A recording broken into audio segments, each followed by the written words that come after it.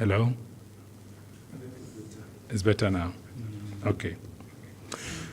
Good morning, our invited guests, friends, and partners who have been working also with Solidaridad and in the development constituency who have all been invited this morning for this important roundtable.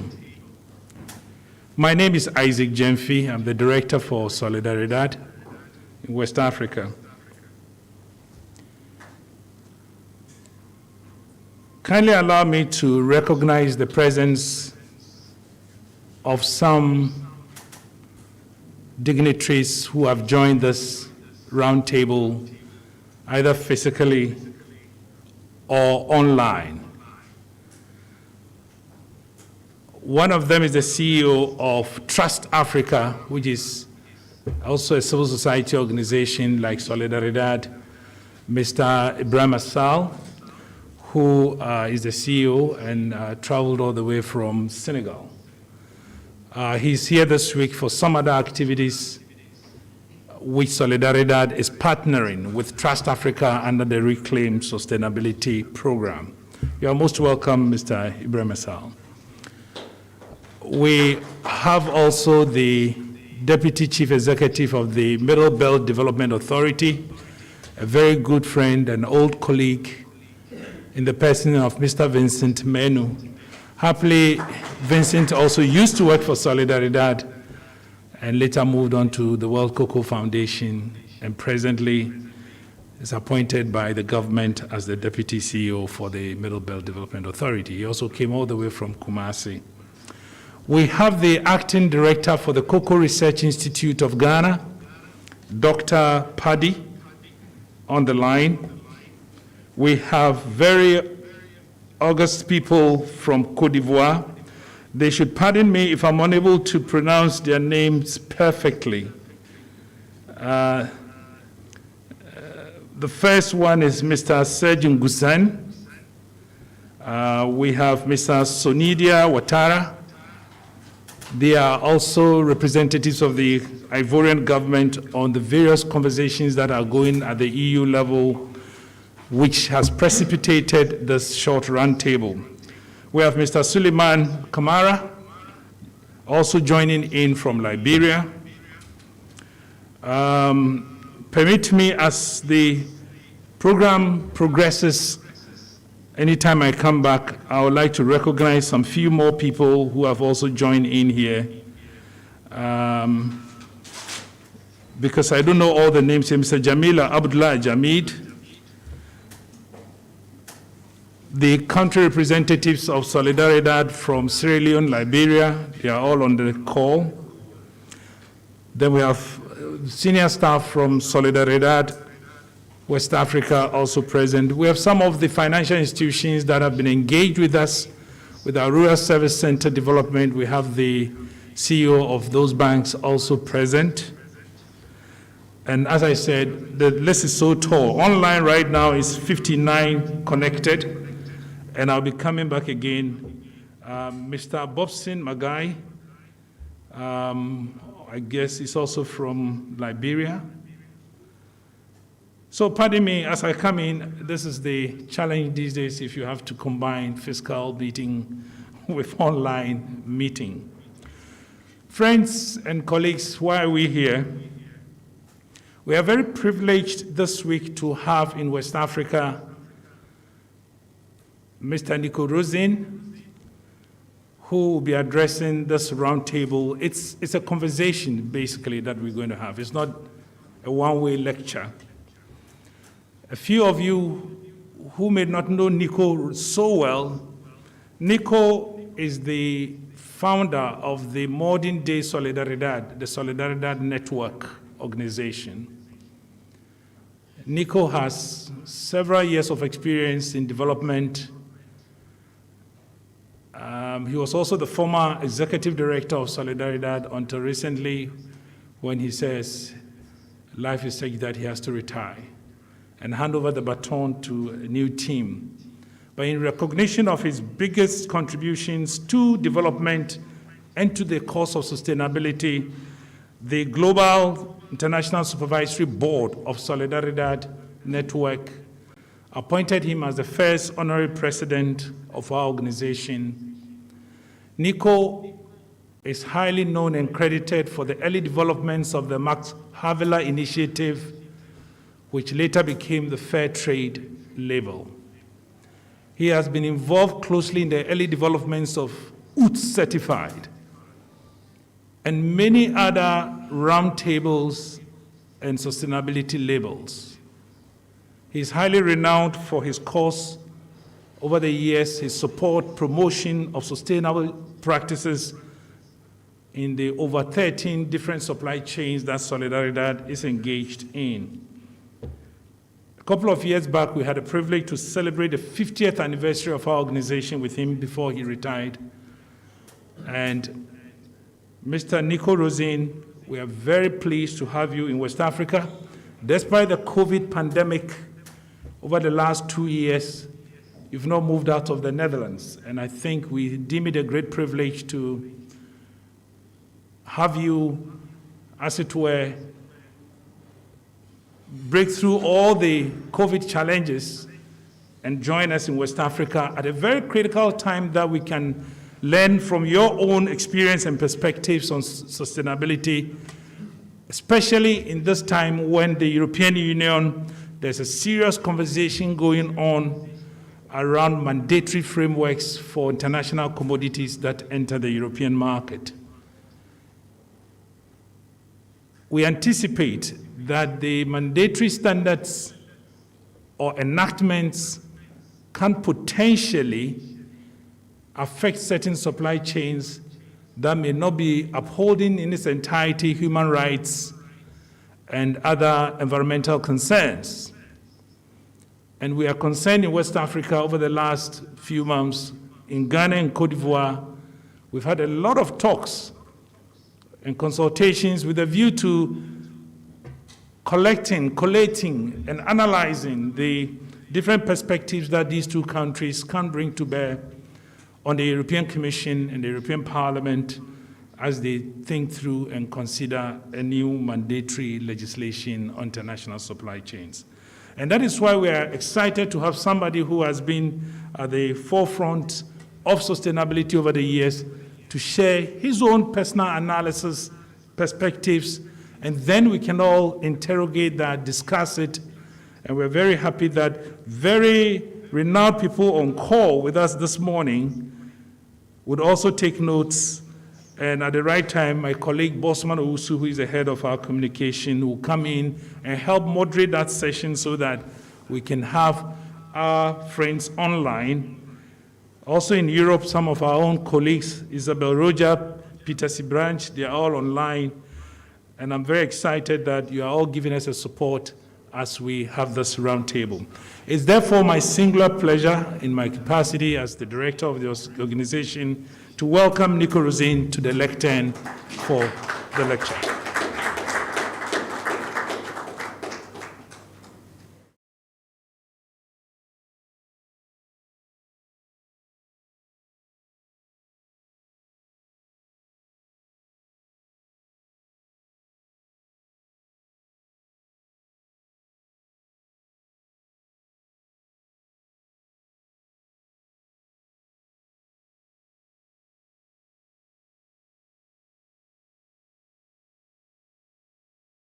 It is a pleasure for me to be here, and I'm very grateful for the invitation.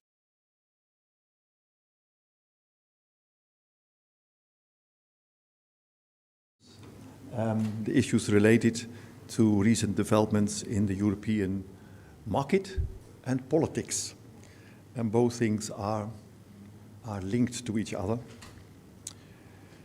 I will start with my update on market developments, focusing on one of the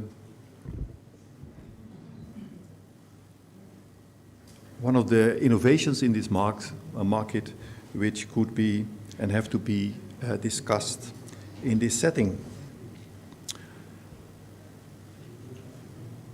I am concerned about the reputation of cocoa from this region. I'm concerned about its reputation, and you know that the reputation of a brand is crucial. It is an asset.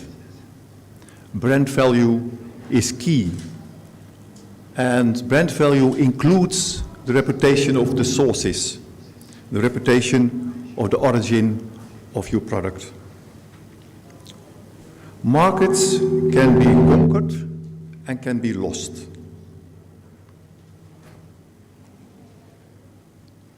Controlling your reputation is crucial, and this is under pressure. Don't waste time, act adequately, I would say. Like palm oil is linked to deforestation, a one-sided storyline, cocoa is linked to child labor, even to the myth of slavery. The slavery perception is a relatively young development in those markets. Thanks to a new brand, Tony's Chocolonely, we see this trend and this framing of cocoa from this region as linked to slavery. And it is not only Tony Chocolonely. It is, Tony Chocolonely is not lonely anymore. There is a trend, there are followers. For example, in the Dutch market, this program was already initiated in the Dutch market as a Dutch brand, but now it is followed. The main retailer in the Netherlands, Albert Heijn, has also added the slavery logo to his private brand. I will show the packaging. It is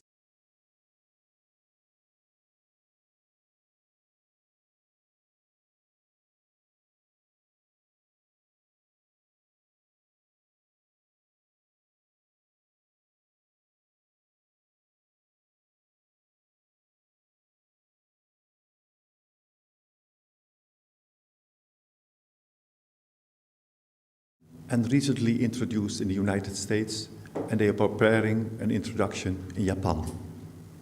So we are talking about serious stuff.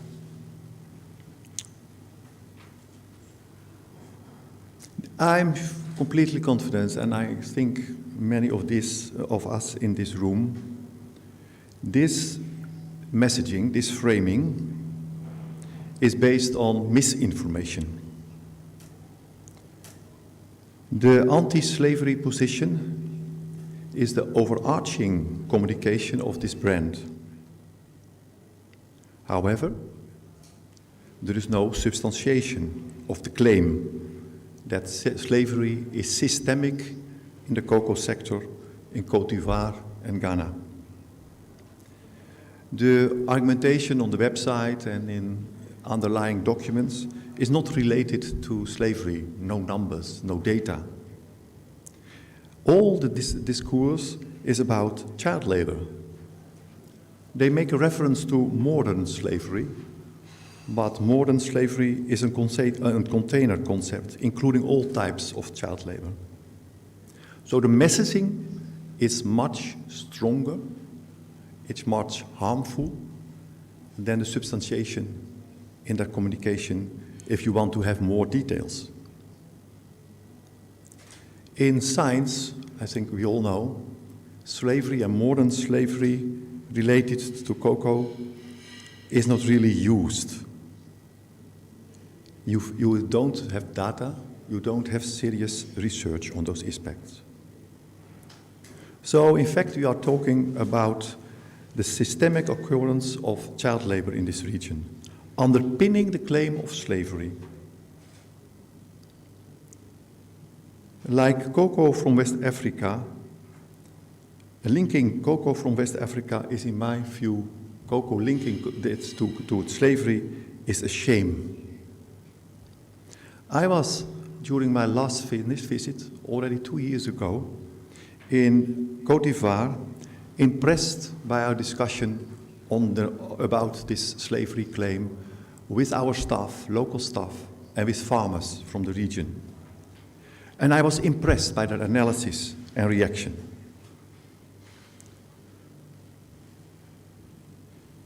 What is understood and what stays with me in my mind is the realization that slavery in West Africa is linked to the dramatic decade of intercontinental slave trade from Africa to the West.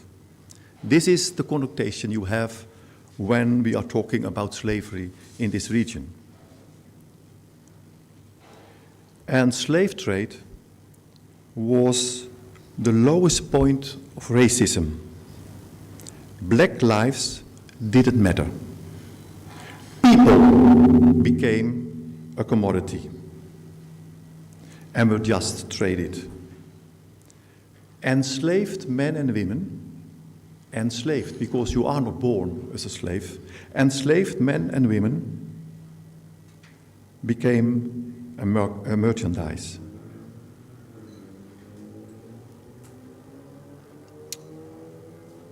A staff member in Côte d'Ivoire, a daughter of a cocoa farmer, said to me, hearing this story, I worked hard on the farm, very hard sometimes, but my parents are no slaveholders. No way. Also, African parents love their children.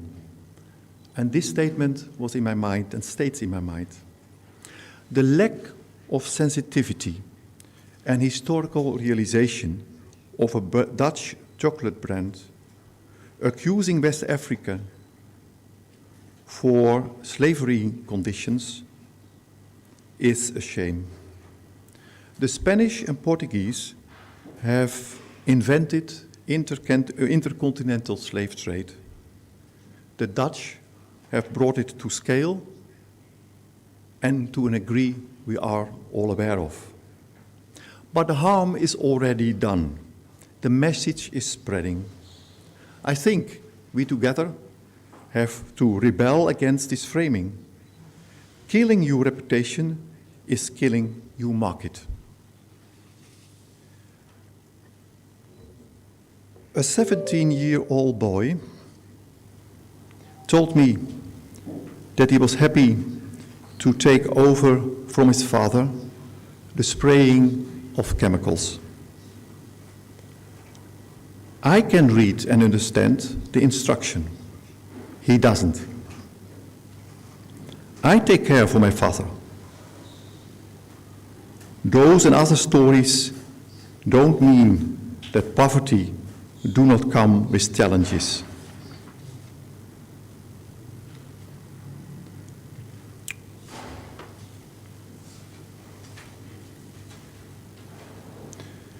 But we have to create and understand the local perspective is different than what is written in all kinds of documents and reports I'm learning from. What I have learned is that the only relevant question to answer is who else will do the work children are doing now? At the end, it is all about economics. Only raising the right question gives the direction for answers. If the farmer cannot afford hired labor, offering a decent workplace, he cannot make a difference.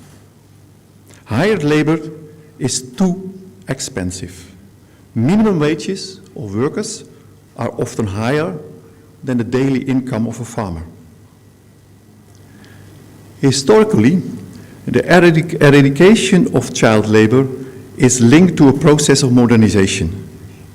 Modernization with three elements: hired workers, permanent workers, seasonal workers. Mechanization is the second one, in a step to automatization and digitalization.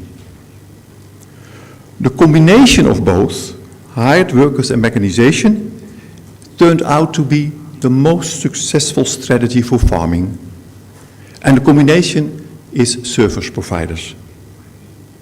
Service providers are offering tailor-made solutions, the last technologies, the best machines, time-bound services, only in peak periods. They are cost-effective.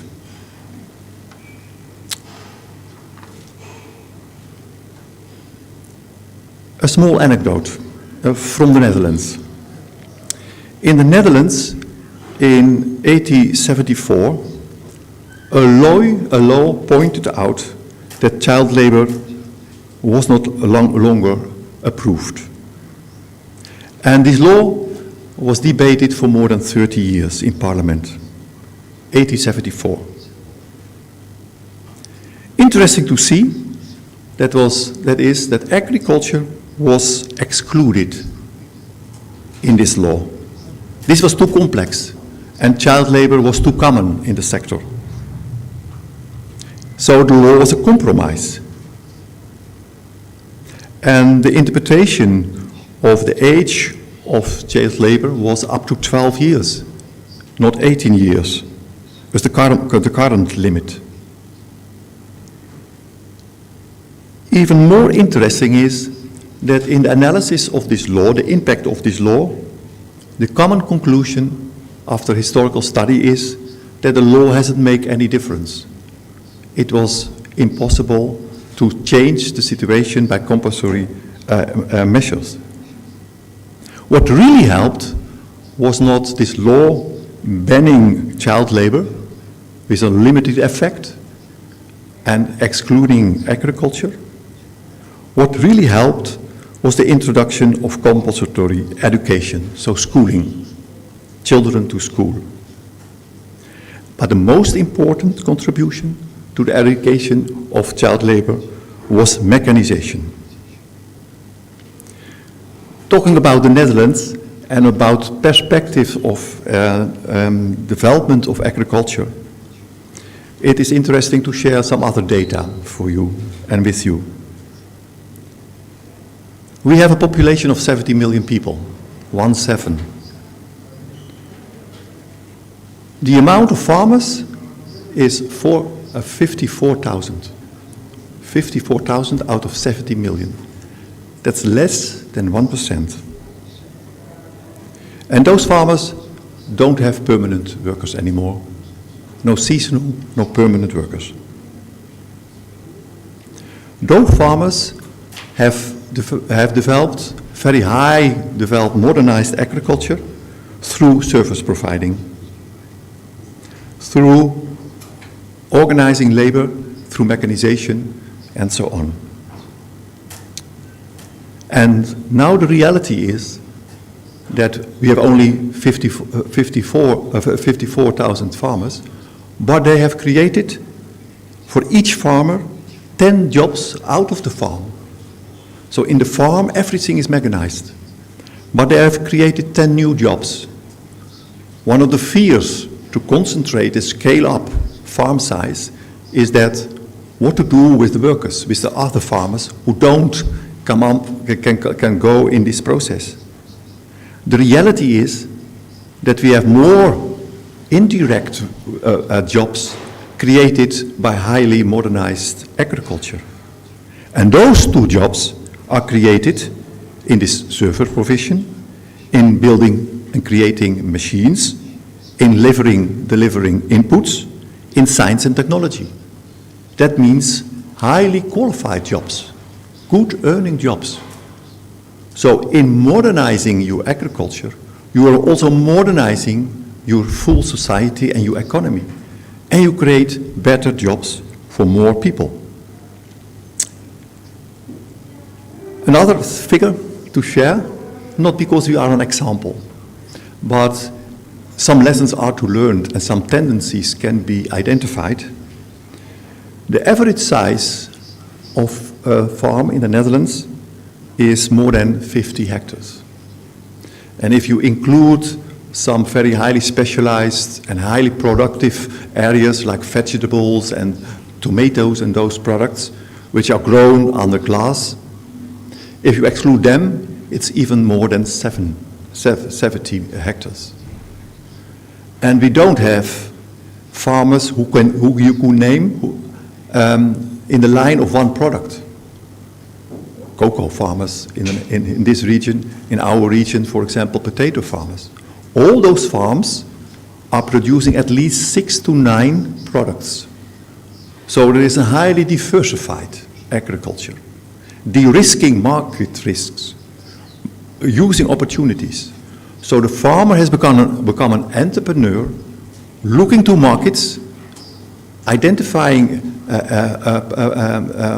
potentials and quick wins, and he is adapting his cultivation to the demands of the markets, looking for the best profit.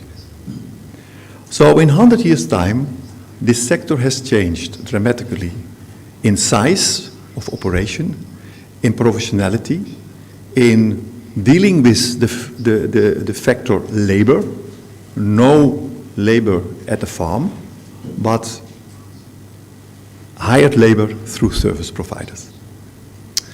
I'm living in a small village close to one of our major cities, Utrecht, and when I look out of the window, I see the river, a natural zone, and then an estate producing apples, 7 hectares.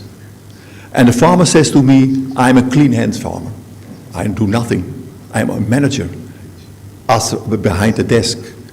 I organize all the work has to be done by dealing with these service providers to do the work, the weeding, the pruning, the harvesting, and they do it very efficiently with the best technology and very cost effective. So if we are discussing child labor, it is very important to have the right perspective on what is really happening.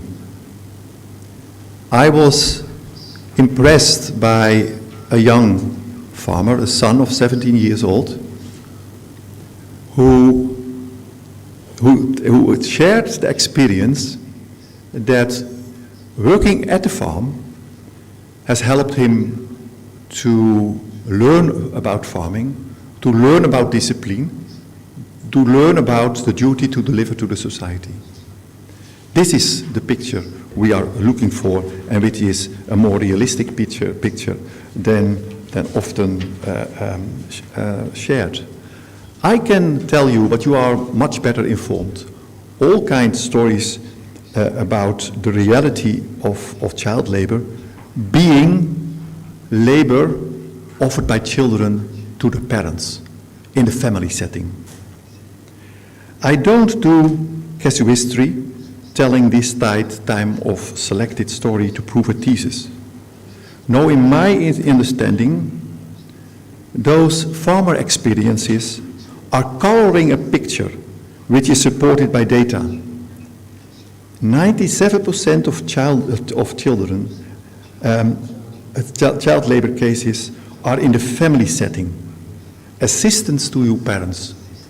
So I have learned not to talk about slavery, non-existence, framing, misinformation. But even about child labor, I have tried to bring across the nuances, the picture from the realities. And then the reality is that assistance to your parents in a poverty economy, in an agriculture which is in the first stage of further development, this is a reality which is needed and is urgent. So this is another perspective. Assistance to your farmers is different from slaveholder of exploitation of children. And I think we have to bring this across, because if this perception is becoming dominant in markets, this easy alliance and linkage between cocoa from this region and slavery or child labor, you run the risk that preferences for other resources and other sourcing regions are developed among suppliers of cocoa to a region. And it would be a pity, because it can be a starting point for very promising agricultural development. I think that I can rely to those stories of farmers, because I'm a son of a farmer. And in the Netherlands, that means a tulip farmer. And I have worked after school time at the farm. And even in the holiday time, I had to work, and we couldn't go out for holidays, because in that season, the summer, there's a lot of work to do. And I did it with pleasure. The only downside was my friends went out for holidays, traveling throughout Europe, and have to stay at home. My father said to us, as our children, his children, holidays are for lazy people. And now we are going out for holidays with my children, with my wife. And after 3 weeks of holiday, we say to each other, we have to go home, because holidays are for lazy people. What I want to bring across is what has to be a common effort between those two societies here in Ivory Coast and Ghana. People who have the right understanding on what is happening in the sector, on the fact that child labor is delivering a crucial role in assistance of parents and is not exploitation. If we can bring it across, a lot can be changed. But for me, the biggest question is, it opens the opportunity to raise the right questions. And raising the right questions and not framing the wrong perspectives is a precondition for a solution. And the right question is, the only right question is, in my way of thinking, who else will do the work if children are not doing it anymore? That means it is an economic issue. It is not an issue of claiming rights for children, or because we all think that the best society is a society which can let children play as long as possible and go to school and enjoy their youth and learn also discipline and their responsibilities in society. But the only question which is relevant, in my view, is the question, who will do the work if children will not do it? And that means you don't have an ethical entry point, and you are blaming people who are unethical, because that is behind these storylines. It is so unethical, this child labor and this slavery. So your starting point is an economic analysis. How can we replace the labor contribution of children to allow them to enjoy life as a young boy and girl, to go to school? How can we create safe schools and schools where people have created opportunities for the future? If we want to give this priority, we have to create an alternative economic model to replace these contributions. And again, in my view, it has to do with economic development of the sector. It has to do with addressing the size of production. It has to do with the productivity enhancement which is possible. It has to do with the cost saving we can do. All kind of the 5 basic parameters of economic development has to be addressed. But then we don't need this shameful talking. We don't need more NGOs and more scientists who are doing data analysis and all those things and coming with presentations which are not addressing the issue. The issue is an economic issue. It has to do with the development of your country, development of this sector, the diversification of your agriculture. Again, I think if in 30 years' time we don't talk anymore about the cocoa farmer, but about a farmer with 5 to 6 different products, serving different markets, can serve the international demand for cocoa. But the priority will be to serve the demands in your own continent, to make Africa a net importer of exporter of food instead of importer, to serve the need for food in the growing cities and the growing population of this continent. So we are looking for an economic analysis. Who can do the work children are doing? And we are looking for an approach which strengthens the capacity of your countries. And this is a positive agenda. This is not an agenda of blaming and shaming, it's a positive agenda. The alarm bell is for me there. If we don't do anything, this framing of your chocolate linked to slavery will grow and will expand to all markets in the world. Honestly, when I'm talking with a friend and I'm talking about cocoa, the first reaction is, it is linked to slavery. Like the same case, the same issue is palm oil.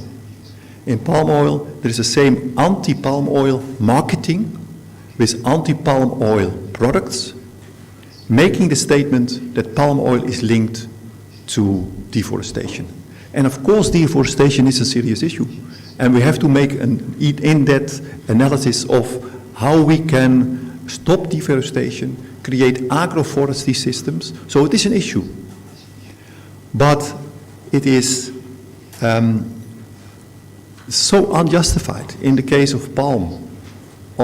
It is so unjustified not to recognize that palm in the first instance is the cooking oil for the poor. In the first instance, it is one of the most profitable products for a farmer.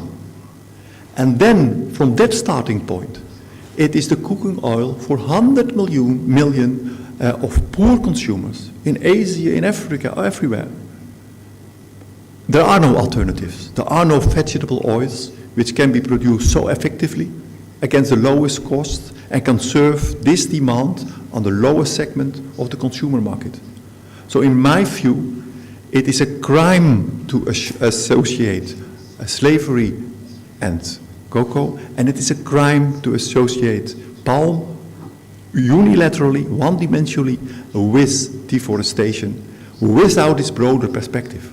What it has brought to farming communities in the third world countries, what it has done for 100 millions of poor consumers, and we cannot replace it. So it is irresponsible to destroy those two commodities. We have to give it more space in a more differentiated approach. But then we have to attack mystification and have to attack the misinformation about the origins of these products. And at the end, if I talk with the CSO of Tony Chocolonely, and I've done that several times, he knows. He knows. His statement is very clear. In the market there were labels, fair trade labels, Rainforest Alliance, UTZ, claiming some element of sustainability. And he needed a sharper profile. This market was already served by the Mars and other companies. A sharper profile was the slavery message. And he was successful. And we cannot make this, let it be successful in the future. So this is the market development. I hope that we have time to discuss how we can have a very proactive role and try to change the picture. I want to share also some information with you on the political dynamics. We are clearly entering in a new stage. For long, the sustainability agenda could be addressed by what we call the voluntary standards. We have the pyramid of change, which is well known as the leading concept for Solidaridad. We have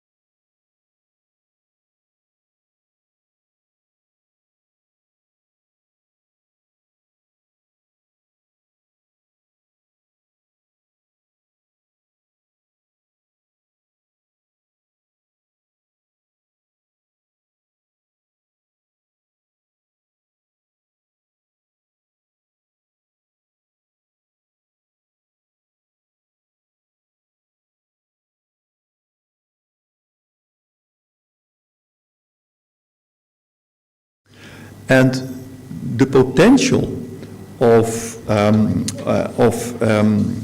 these legal frameworks and due diligence commitments of companies have this perspective of systemic change.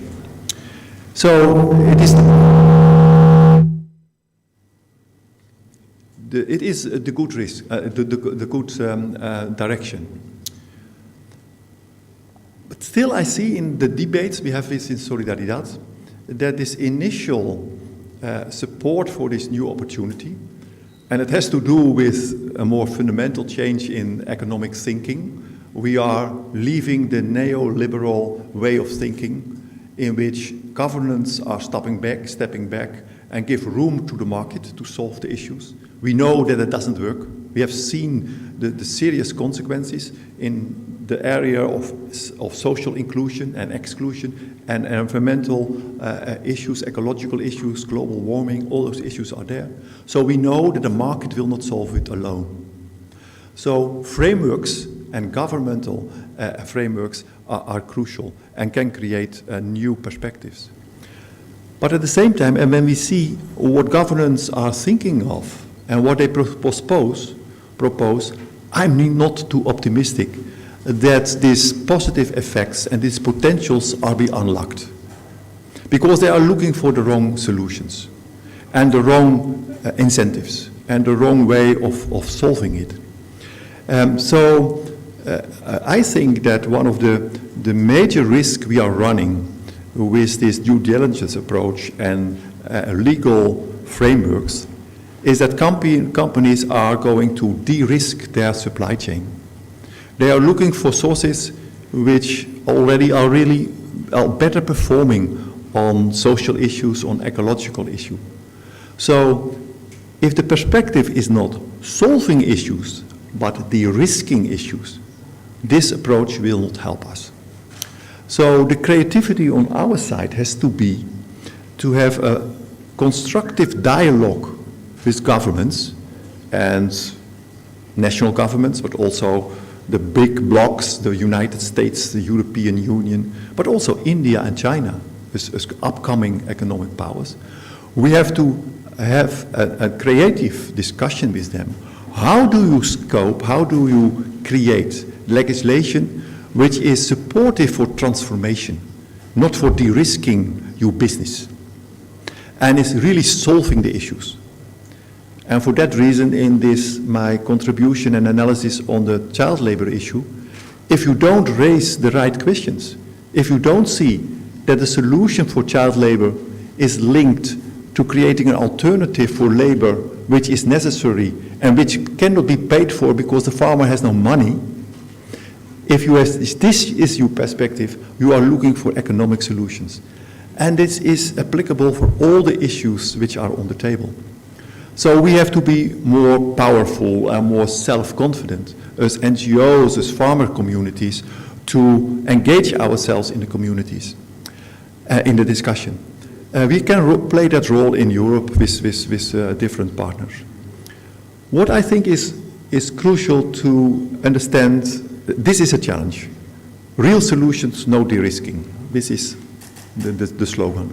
The other challenge is, okay, if Brussels or Washington or New Delhi, no matter what, where, is deciding criteria for your production, for your ecological ambitions, for your social ambitions, this one-sided agenda will not work, and this one-sided agenda doesn't fit in the relations we want to have in a global environment. Colonial times are a structure of the past. So we have to be, your countries, I would advise you modestly, your countries have to be much more self-confident to take and to demand a place, a seat on the table, and have a policy dialogue with Brussels, how to scope the regulations. Regulations which help you in a process of innovation and adaptation and challenging the real issues. If we don't follow that path, you will be confronted with bureaucratic rules, with costly rules, with conceptual thinking which is not related to your daily realities, is not related with your ambitions and with your priorities. And then we get a clash. A clash in the dialogue, a clash in implementing regulations, and at the end the result will be very poor. So the challenge of going from voluntary to mandatory is that we understand that we have to create platforms for defining the rules. Because it is not only a rule for 10% of the market, but for the full market. We have to understand that. And what is now happening, the first initial movements are not so very promising. The European-Asian dialogue on palm oil has been stopped. It's in a crisis. It was, in the starting point, it was promising. Now it is in a crisis. They can't even find a common agenda to talk about. That means that if this is the reality, and stays the reality, Europe will impose rules which are not consulted, which are not, have no local ownership, you could say, in local communities and in economies. And the same thing is there on cocoa. I have read last week a 200-pager, a document, just released by the European Commission, a study, a report. And I was not very enthusiastic about the content. I was not enthusiastic about the analysis they are presenting. It is the old way of thinking, and I have to share with you what I think is the old way of thinking. So the solution they are presenting will be costly for you, will create a lot of bureaucracy, and will create more data and no solutions. So it is crucial that this dialogue on rules is a dialogue including all the participants in the game. One of the routes which could help you to get this place on the table, and this is the practice in Asia, they set their own rules. For palm oil, countries like India, or Indonesia, or Malaysia, the biggest palm oil producers, they have developed the national standards for sustainability. And there's a lot to say about those standards, the quality, the level of implementation, there's a lot of work to do. But I think it is okay. It is the good way, the right way forward, if national economies define their own ambition from the best understanding of the realities. And of course, we all have to deliver to a common agenda. We have criteria set from the international environment, ILO conditions referring to social issues, and of course, on the ecological agenda, we have a commitment to deal with the issues of climate change, because it affects us all. An effective route to get a place on the table is to define ambitious, realistic but ambitious agendas and national standards for the production for cocoa and other products. And from this reality, you start negotiations and talks with the European Union on their thinking, and you identify the differences. And you can relate differences to other perspectives of other data knowledge or other understanding of realities and other solutions. And then you have, hopefully, no clash where you build partnerships. So I think for this new stage, the new stage going to mandatory frameworks, to situations in which companies are held fully accountable for their sourcing. If this is the new situation, and it's okay, let's go enter in this situation, we have to create new mechanisms of dialogue and partnerships, consultation, and equal consultations from both parties. The European Union is also struggling with the climate agenda, is also struggling with social inclusion. So we are more equal than we think. And it is quite arrogant that we think that the more developed countries have a better analysis or a better strategy to solve those issues. So on the issue of what is happening in the politics, we have to raise the knowledge of our politicians. We have to educate our politicians to take the role in the dialogue with the governments in Europe, to serve the transition of your sector from your own dynamic, from your own interest, and from your own understanding of the realities. Now, this is what I want to share with you. It's coming, and it can come for good and for worse. And of course, we have to do the utmost to make it work. I think the commitment for Solidaridad is very clear. We have, based on listening to the farming community, with a good understanding of what is happening in other parts of the world, we have the ambition to stop negative framing, define it as a lie, get a better understanding what is the real question and what could be the real solutions.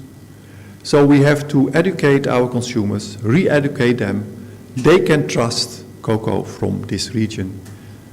If you will help us a lot if we can refer to a very clearly defined programming of your own ambition. For example, these national standards. That you can say, okay, we have issues, but we are dealing with these issues in this way, and this is our prognosis, this is our ambition for 5 years. Then you have a clear reference point. If it is fake or not really ambitious, it will not work. The world is changing, rapidly changing. We are entering in a new era, and we have to prepare for this new era. That means also that we as Solidaridad have to prepare ourselves. That is one of the reasons why we have decentralized our organization from a Dutch organization to an international organization. Isaac and his team is in the lead here. That means local ownership, local knowledge, local responsibility. And we have to strengthen this type of structures and mechanisms to deal with these challenges. So my closing words are very simple in the sense that I always experience a friendship in this region, a determination to be a partner of those processes. There are challenges in the market, serious challenges. I think if you accept that your product and your reality is linked to slavery by people who have an historical is responsible for an historical connotation, which is called intercontinental slave trade, yeah, then you have to stand up and say, not acceptable for us. We will balance this storyline. And in the area of politics and diplomatic relations, there's a lot of work to do. If we are passive, we are facing in 5 years' time regulations and practices of companies of which you will say it doesn't work for us, it doesn't help us for us, it has created a burden of issues for us, and there is no positive effect. De-risking doesn't help us, solving issues will help us. Thank you for your attention.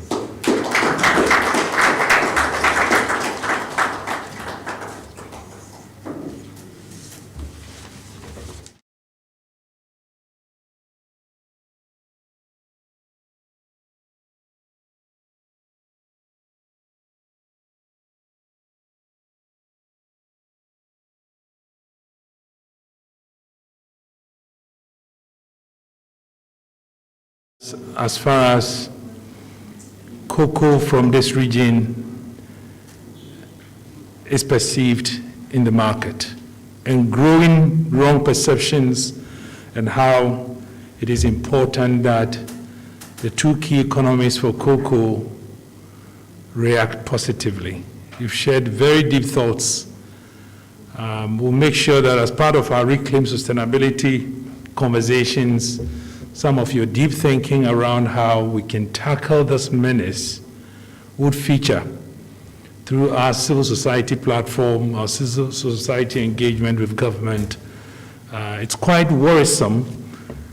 Nico mentioned 2 years ago, I had opportunity to sit with him and the director or the president of the Conseil du Café Cacao in Côte d'Ivoire.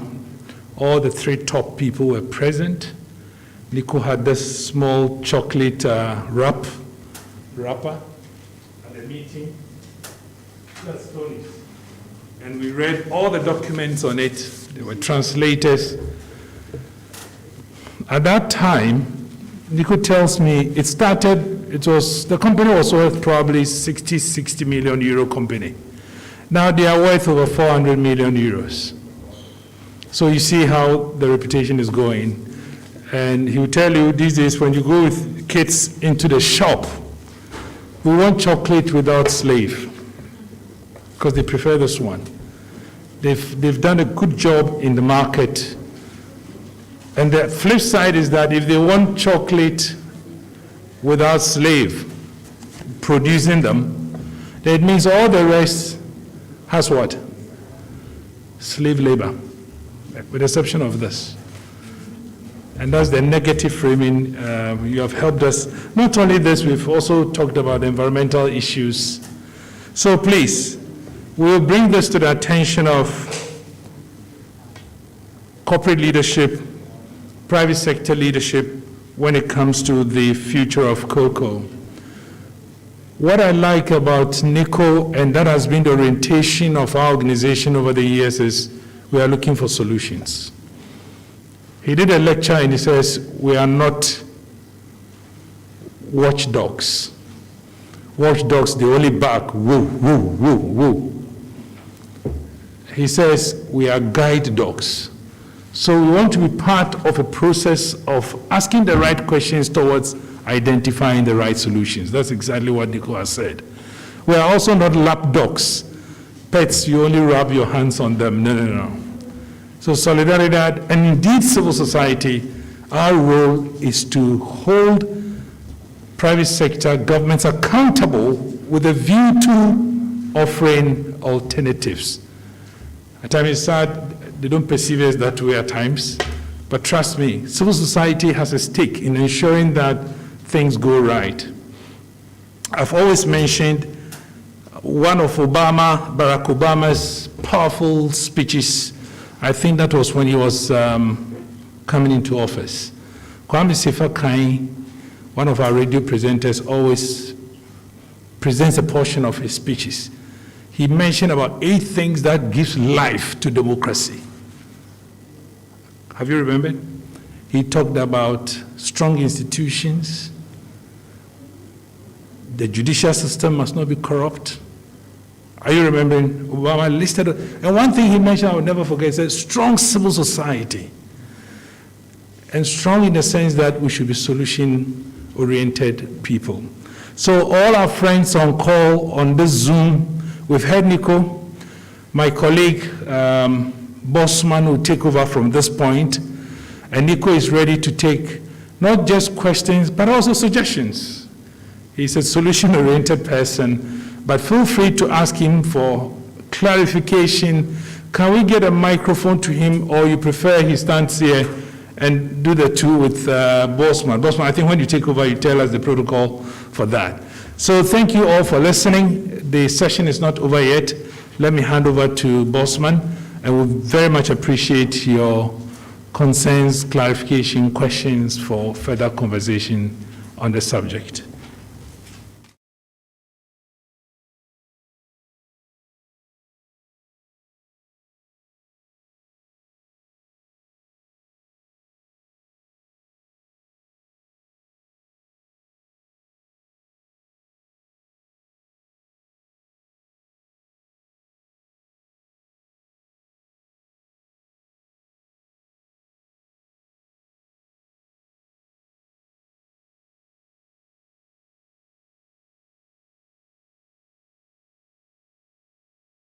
From Côte d'Ivoire, Mrs. Trao, please forgive my French, the only I know you may not even want to hear.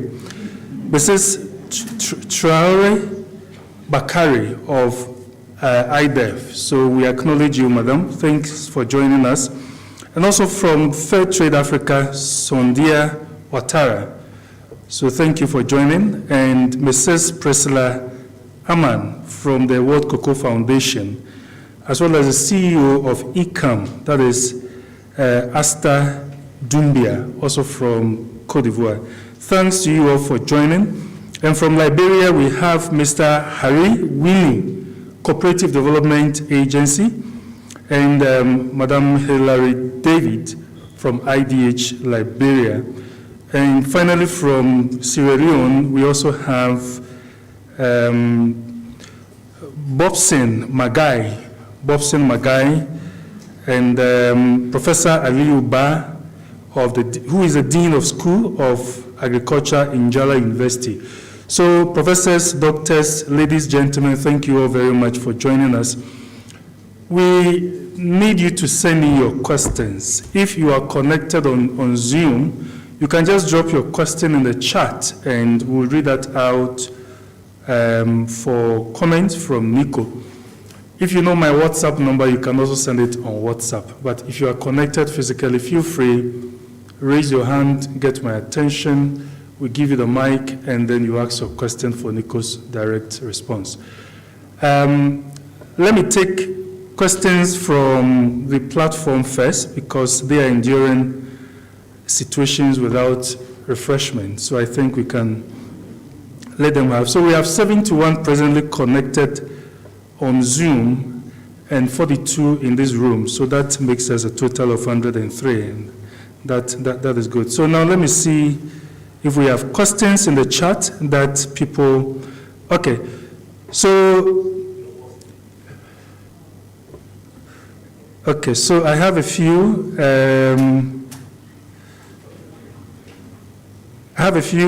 That I would like to ask from here. A question has been sent through by Mr. Hammond Mensah, and his question is,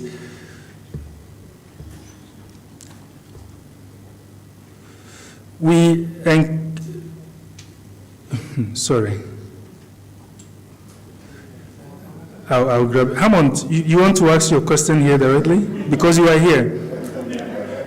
But yes, Hammond, please ask your question. It's quite long, so. Yes, it's a long one. The question emanates from the discussions surrounding the... Please give him the microphone, yes.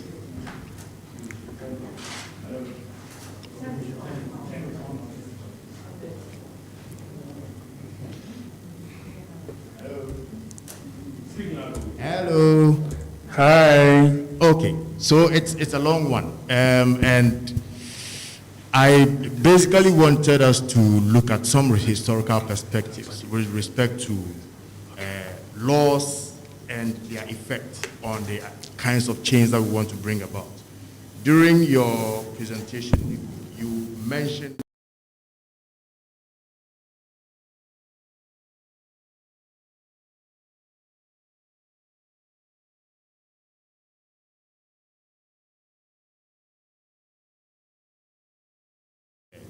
Now, my question is this. Between 2016 and 2019, civil society in the Netherlands, the government, banks got together to enact the Dutch banking sector agreement. And the aim of that was for the banks to use investment and credit as leverage to bring about good behavior within the supply chains that organizations work with. So, for example, if you went to a bank for credit, they would require that there is no child labor in the supply chain, or there is no deforestation, and so on. Post-2019, that is when the DBA ended, the assessment is that it had not delivered what it intended to deliver, i.e. banks have not been able to use their credit or investment position to bring about the kinds of change that were envisaged when the DBA was formulated. My question is, given this background, what lessons have been learned for the EU's approach towards using law to bring about proper human rights in the cocoa supply chain, for example. Thank you. Okay, thank you very much. So let's take two more. So we stack the questions and then Nico will take some notes and then respond to them. So let's have Dr. Sal also ask a question. He's close to me, so I think to be good that, can we have a roving mic? There is one loose available. Please help us bring it here to Dr. Sal.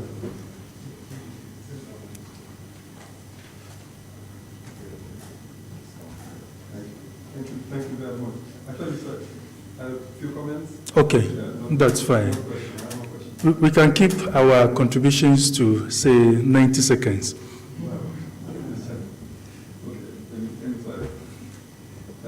First, the digital one is excellent lecture.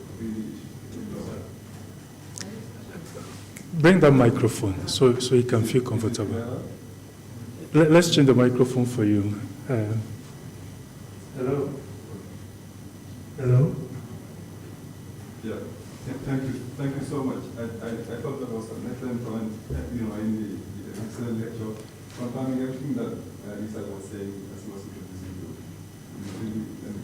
A few things. The first thing that is important, I think, is what you have shown in your presentation is the whole issue of the narratives about Africa. There's a whole set of narratives, whether it's through child labor or deforestation or very sweeping narratives about Africa generally that are very problematic. Where they originate from is an issue itself. What is driving those narratives and why they are being crafted is an issue. In this particular case, it's very clear that there are interests that are being pursued. When we see, chocolate brands saying certain things to the women's market, so the issue of narratives is very important. The second thing, and which I thought was extremely important in your presentation, was the emphasis on the conceptual issues. Right? What is childhood? I think that's the starting point. Before we talk about child labor, in child studies, there is a whole debate about what is a child. Mm-hmm. The conceptualization of childhoods for a long time has been driven by European conceptions of childhoods. And not every European. Your own childhood is an illustration of how particular conceptions of childhood that put it at a particular age and that envision a child who has no responsibility whatsoever except to play and enjoy. It didn't even function even in your own context. But that is the conception of childhood that has been generalized and that has informed a lot of legislation about child labor, child work, and everything that's been used. And I think that's very important to interrogate. And in that context, it takes us to the third issue, which also came out somehow in your presentation. I think for us, it means that we also have to think about education differently. Right? You worked while you were going to school. I worked when I was going to school. I think there's a whole problem in which schools are structured today and universities, which disconnect them from the environments in which they are, which disconnect them from the world of work. So there's a whole set of issues that go with that also. The third thing is the business model, or the fourth one, the business model. What has been propagated in our own context is that we are continents, Africa in particular, a lot of countries where we cannot think about industrialization seriously. We are said to have labor as our main asset, and therefore we should think about labor-intensive processes. We don't talk about intensification of agriculture, we don't think about mechanization, we don't think about, and yet those things are important. And I think it's very important to bring them on board in our context as well, as we've rightly said. Maybe there are so many issues, I don't want to abuse of my time, but I just want to add 2 points if you allow me, Chair. Okay, all right. And the third thing I think is the fact that when you're talking about the political dynamics, I'm moving very quickly to, I'm skipping a lot of other things. The political dynamics, you see, I like the emphasis you put on dialogue, because that is the solution to it. Europe has routinely been sitting among itself and then producing legislation and norms for the whole of the world. Dialogue is possible only when it is really inclusive. And that, I think, is the importance of the Reclaiming Sustainability Program. Absolutely. Itself. We are saying dialogue has to happen within the value chains. It has to happen between countries and governments. It has to happen among ourselves also in the South. If it doesn't happen at all those different levels, there will be a problem. Yeah. We have an experience with European partnership agreements. that have been problematic in so many different ways. Europe, I'm twisting a lot of African governments, and using divisive tactics, and yet claiming that they are dialoguing with a view to getting particular, solutions and norms and standards. I think the approach to that as you have demonstrated in your presentation, corporate social responsibility is not enough. The market solution is not enough. So the state coming back in is very good. But how the state comes back in to regulate and set norms, and norms that are consensual between the North and the South, within value chains and so on, I think that's an extremely important thing way forward. And that's where we should put the emphasis. For us in our context, the only way we can make it in the African context is if we also come together among ourselves. There is no way Ghana alone can work it out in relation to the European Union. Yeah. It's an African solution that will increase the weight of the African voices in the negotiations with the European Union for norms that are satisfying to both the South and the North. I think what you said about slavery is extremely pertinent. There is no need to come back to it. But I just want to say thank you very much again. If I have a chance, I'll come back. I have a few more things that I want to say. But I know there are a lot of people who want to talk. Yeah. You just stay here for now. All right. Thank you very much, Dr. Sao. I think these are very solid comments. Once again, acknowledgement, Dr. Jumo, Deputy CEO of Ghana Cocoa Board, who's in charge of quality control, is also on Zoom. Before I take a question from Mr. Menu, I have a question from Sila Dauda from Cote d'Ivoire. He says, what is the impact of the certification practices on access to finance in cocoa industry linked to child labor? What is the impact of certification practices on access to finance in cocoa industry linked to child labor? So you have two questions, and I'll take the third one from Vincent, and then you answer all three together. Please give the mic to Mr. Menu for us. Thank you very much, Osman. I have one question which I'd like Nico to tackle. Thank you very much for the erudite analysis of the sector. So I'll start with a question and make a few comments about Nico's presentation. The first one is LID.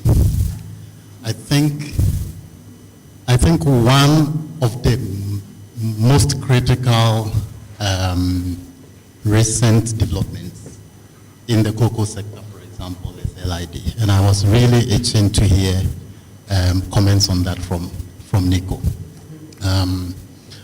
At some point you mentioned how governments, national governments, have to be bold and ambitious to come up with their own the supply chains. And I think one area that governments of Cote d'Ivoire and Ghana have tried to be very ambitious and bold is coming up with living income differentials, sort of regulation or price legislation. And we are seeing some repercussions also. And so some of the observations made, one of them, this brand value, using Tony's Chocolonely as an example. I think it's a very important, I call it sometimes sensational marketing, which helps them to sell under the guise of ethical sourcing, and which is very worrying. But it doesn't stop at only the doorsteps of the brands. And I think Isaac attempted to talk about this watchdog role of CSOs. Sometimes you wonder whether some of the CSOs are not engaged in some social enterprise itself is a positive thing. But some of them, you wonder whether they are not engaged in a kind of social enterprise that enable them to talk down on what government, the role government is playing, the kind of legislations, enforcements, and other efforts that they are making to develop their sectors. And so everything is branded as negative, not working, and all that. But then you come also to the role of government, and you realize that government also has some part of the blame to take. Those in the sector would recall that various attempts were made to develop what used to be called Ghana Cocoa Platform. And we thought that that was one of the best avenues for all players in the sectors to sit, engage, and come up with practical solutions to the challenges that we face. And at some point, we were even looking at some exchanges, common platforms between Ghana and Cote d'Ivoire. And over the period, these things did not work. And so sometimes it is problematic that governments come across as themselves very weak to build internal capacity and to come up with the right policies and properly coordinate even the activities of CSOs and the private sector by taking a lead role and ensuring that they bring everybody to the table and coordinate effectively, and also to tell the story. When you look at the child labor issues that you raised, if you do the historical analysis of efforts of government of Ghana on child labor, you realize that government did so well. And that is what culminated into this community child protection committees, the district child protection committees, the remediation interventions, and then the hazardous child labor activity framework, plus the Ghana child labor monitoring system, which the US government had Tulane University to over time come and do oversight study on efforts of government in dealing with child labor, and which always came out positive. But after a while, we got weakened. So you can talk about the private sector players and the branding sensationalism marketing that they do, and the weaknesses or the strategy of some of these CSOs. But in the end, you also look at government itself and you see that there are some weaknesses. What would be your practical recommendation to government in properly coordinating the sector so that they take the lead, plus your own viewpoints about this most current phenomenon, living income differentials? Thank you very much. Okay, thank you very much. So Nico has 3 questions to answer. Earlier, I introduced a name as a female because of the first name, Hillary. Apparently, Hillary is, in fact, Hillary David, a male. Apologies for that, Mr. David. IDH, representing IDH in Liberia. So we are used to Hillary Clinton. So thank you very much. So Nico, you want to give us responses to the questions? If you want to take this, I think it's more audible. Yeah.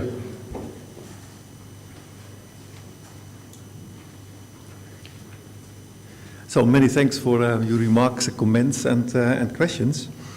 I got the instruction to be very short, so it is not so easy to give adequate answers on all those issues.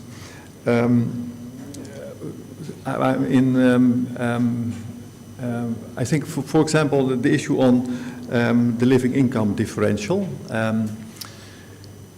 It was, in all the discussions I had and meetings I had, I've asked different colleagues within SOLIDARIDAD, outside SOLIDARIDAD, what is their analysis and their understanding of the underlying dynamic. Because what I have seen in publications, the conclusion is it has collapsed, it didn't work. But I wanted to have this insight here from partners and friends. But they also struggle with the right analysis from what went wrong and why it didn't work. Because initially, my first impression was that the initiative as such, so getting more control on pricing of cocoa and adding this premium of $400, was a good initiative, because voluntary premiums are weak to implement and to execute. I think we have to learn from the way it is implemented and structured. Why didn't work? For me, it was clear already after a few weeks that the companies were not willing to pay.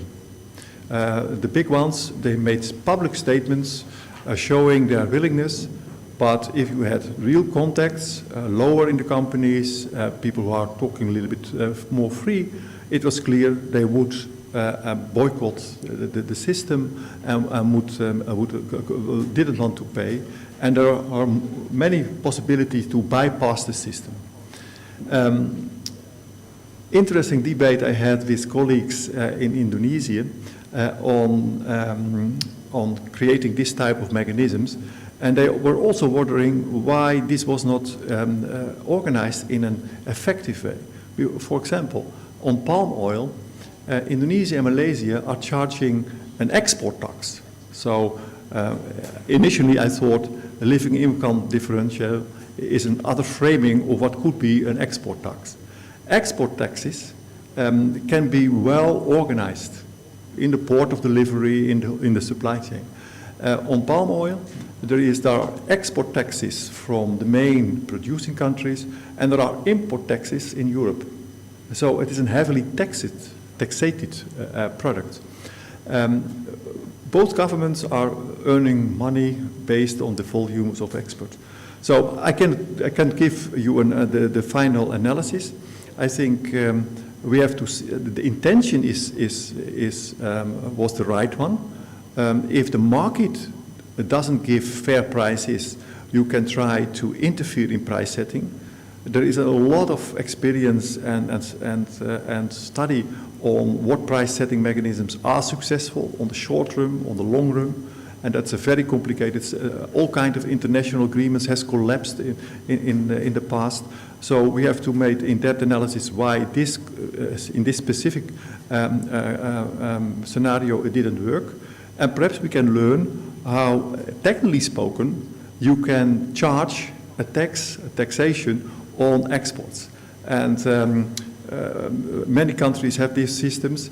For example, I refer to the palm oil producers. I'm sure they want to share with you how they tax their palm oil exports and get new revenues which are refunding and supporting farmers in the sector. So it is a doable path, but you have to do it technically right. You have to start from the starting point. The business doesn't want to pay, so you have to be smarter than they are. Now, the many questions, indeed.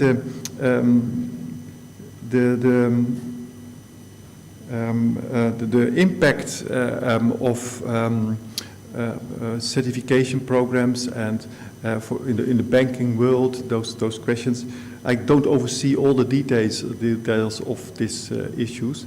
The only thing I want to stress is that if we go from voluntary systems, which are always vulnerable in terms of implementation, when it is not a genuine internal motivation, you can always bypass this type of regulations.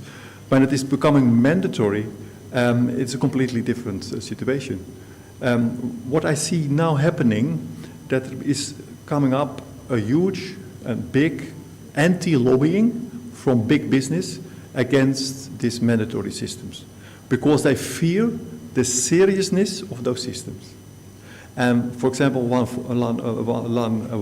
example, when this system has been implemented and legally established, all kinds of organizations, civil society organizations, farmer groups, all kinds of organizations can go to court to ask implementation.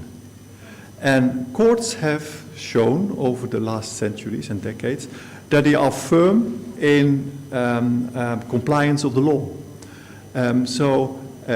Companies are really fearing legal procedures and legal penalties when it is turned into a regulation and a law.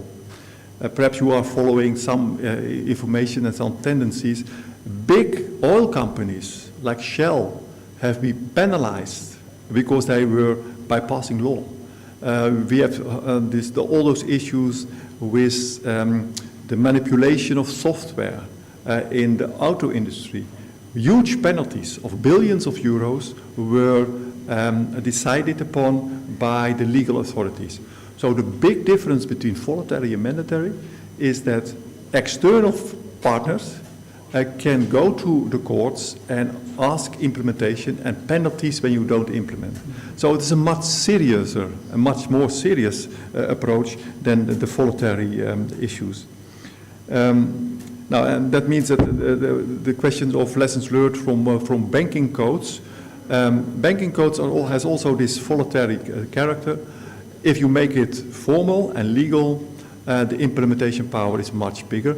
And for that reason, my personal estimation is that this rhetoric on mandatory will be becoming highly under pressure by the big business in the coming months, and it will be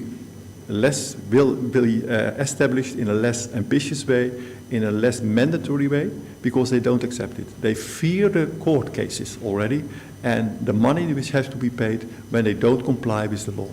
So it is a serious matter. That is the other side of the story is, of course, that if you as producer countries don't comply with these new mandatory rules, you can also penalize, not perhaps in a punishment, but in access to the market. So for this reason, we are underestimating what is designed now in Brussels and in different national capitals, because countries like the United Kingdom or Germany, they've already developed national regulations, and that could create chaos and unclarity and lack of transparency.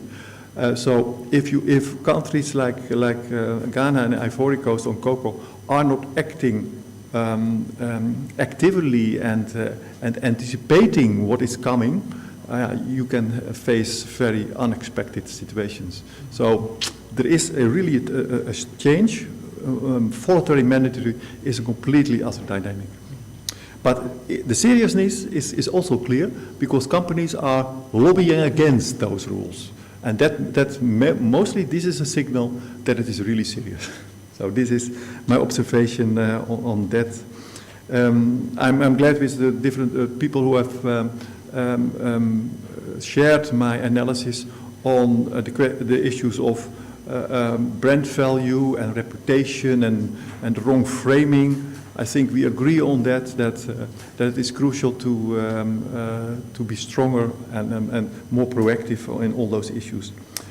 Now, I think I haven't answered all the questions, and perhaps we can make it a more interactive dialogue, but this is my first reaction on the very wise comments you have made. All right, thank you very much, Nico. In fact, there are a lot more questions than time may perhaps permit us to answer. So that is why I'm interested in us keeping our questions brief and responses brief, so we can cover as many as possible. On Zoom, we have these questions also coming in. The first, okay, I think that, what is the difference between so-called child slavery and child labor? I think this child slavery thing is really catching up with people. So that's a question, actually. It's from Suleiman Kamara. And from Mariam, her question is, and I hope this time it's a she. Her question is, how would you combat the issue of slavery in the cocoa market? And what can be done to combat this issue and bring awareness to the misrepresentation of slavery at both the producer level and the market level? I think Nico made some recommendations on this, but Nico, if you want to emphasize the main points related to what can be done. And the third question, what is the impact of the certification practices? Oh, sorry.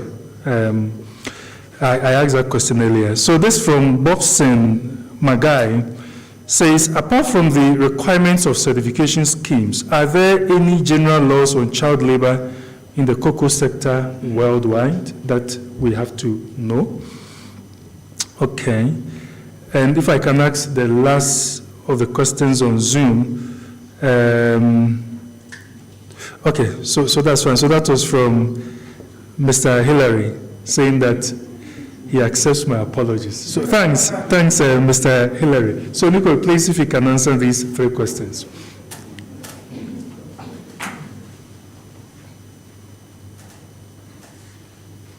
And I have 2 questions. Perhaps I've missed one, but you can correct me.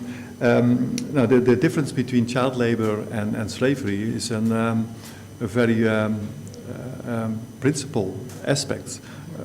The outtake from my speech starting our dialogue was, of course, that I deny that there is systematic slavery in your countries. That's for me a given, and it is clear that this is the starting point. So we can talk about child labor, and my position is very clear. The only real question is who will do the work when children are not doing it anymore. So we find an economic solution and that will improve positions of children. The question you has raised on earlier on cultural differences in different cultures, on what are the rights of children and what is the best way to deal with children. I have said, and you had quoted that children have to play and have to have fun, but also in our countries, we are dealing very serious with children in the sense they don't have to work, but school and education is a high priority, and it creates a lot of work. I am a father, but also a grandfather. We have 5 grandchildren, 3 times 2, the 6 is coming, it's upcoming. When I see what those children have to perform and how demanding schools are, of course they are doing it in a very smart way. They learn children by playing, but it is serious work. They have to do a lot and serious studies. Already children from 2 years old. So I don't believe that a youth doesn't mean that life is without any obligations, and it is very important that you use this first 80 years to educate, to give the adequate schooling, and to prepare them for responsibilities in society. And that means also discipline to work and to do your study. So also in the Western culture, fully ended child labor, it doesn't mean that it is only a play garden. It is a serious job to develop you, to create the level of education, because the society is very demanding.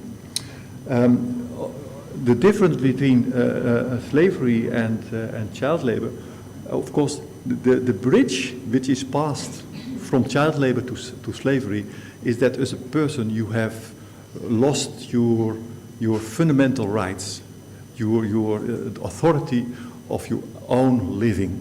You cannot go where you want. You cannot. Fundamental rights are denied.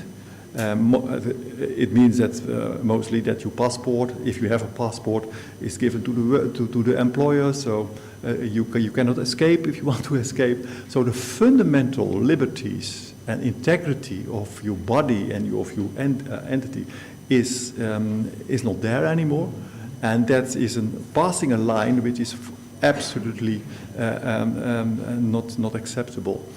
So this is the big difference. So you can have serious situations to face, but slavery in the sense that your autonomy is not with yourself, but is with your employer, is a basic issue of getting loss of having not the authority about your own destination anymore. And for that reason, slavery is forbidden and is not justified and not possible. But in this case, we have to do with framing of what isn't there. And that's the terrible thing. Yes? If to make it a little bit more interactive. Okay, let's hear that. But there are a few hands that caught my tail. Okay. I'd like to give the Okay, opportunity okay. to new hands. We'll come back to Dr. Sal. Okay. So that is Mr. Ubeg Ade, the managing convener of EcoCare Ghana. I hope I got it right. He's a very powerful man in a small body. Don't underestimate him. So, Ubeg, please let's hear your comments. So see, when you start with that, then the expectation is high. People expect it to make sense, yeah? Great, so I will first take the opportunity to address the point that was made by Mr. Menu.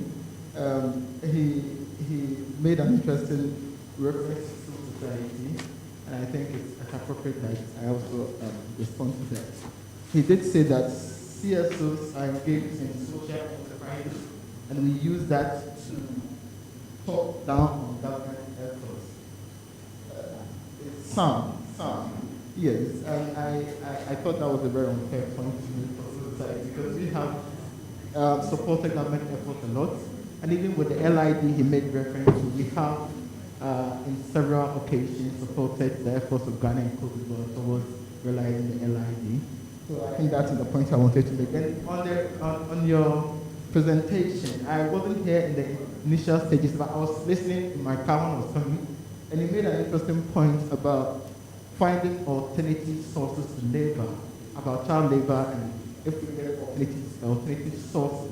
The question is, how do the farmers pay for the alternative source of labor, given the fact that 6.6% of the price of chocolate is what goes to the farmer, and that when you look at the breakdown, retailers take about 4%, manufacturer 35.2%.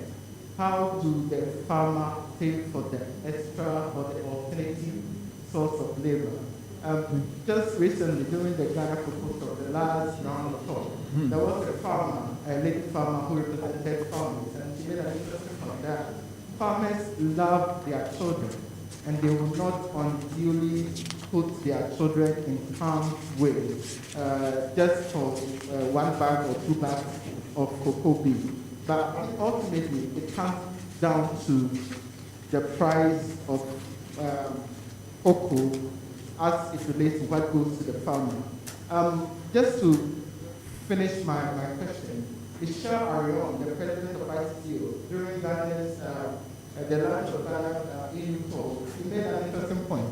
He said it's not about what goes to the farmer, but rather we should make the cake. We were talking about the cake and sharing of the cake. We should rather make the cake bigger. In your position, you think the cake is small, that the farmer isn't getting it out, and that there is a need to rather make it's a multi-billion industry. And if we still think the cake is small, that is why the farmer is not getting what they are supposed to do, to get. So I want to take your opinion on these points. Okay. Thank you. Thank you so much. Okay, thank you. Let's take 2 more questions. Let's take one from our chief consultant. I'm doing some promotion for him, so permit me to address him as such. Thank you, Bossman. Thanks, Nicho. I think your...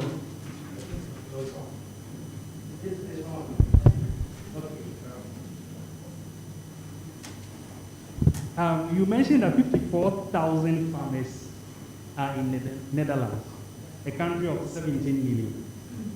So if you just support that to that of Ghana, where we have a lot of smallholder farmers. So modernization and mechanization is working there. And when I read your write-up on LinkedIn, one thing that struck me was smallholder. You said the smallholder context remains a poverty economy. So somebody else is giving the narrative here. Of course, it could be they just want to sell their chocolate. But I like the fact that you mentioned that we need to do more of these roundtables and the engagement.